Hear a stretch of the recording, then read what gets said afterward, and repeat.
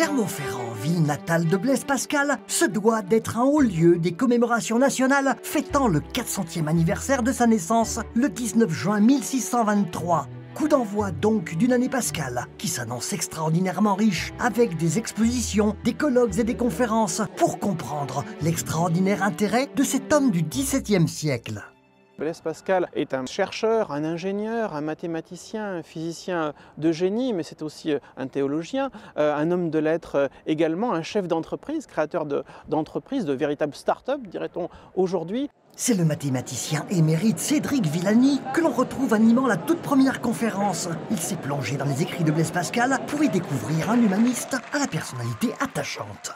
Ce Pascal, loin de l'image du moraliste austère, un Pascal audacieux, un Pascal joyeux de faire des sciences, un Pascal qui aime se lancer dans la polémique, un Pascal très humain, un Pascal qui met beaucoup d'émotion, beaucoup de cœur dans son travail scientifique et qui prend un plaisir considérable.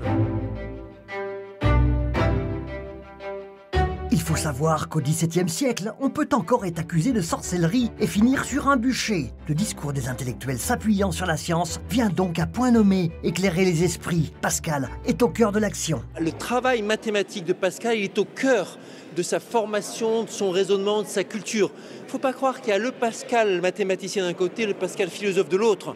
Tout ça, ça fait partie d'un grand mouvement de pensée et une unité. Important justement pour la ville, pour ouvrir au mieux nos esprits, comme susciter des vocations de penseurs et de scientifiques, d'inviter petits et grands Clermontois à rencontrer pour de vrai l'univers fascinant de Blaise Pascal, avec une programmation à la hauteur. Une grande exposition au musée d'art Roger Quillot, un village des sciences, toute la famille pourra venir découvrir des expériences de physique avec des associations dédiées à la médiation scientifique.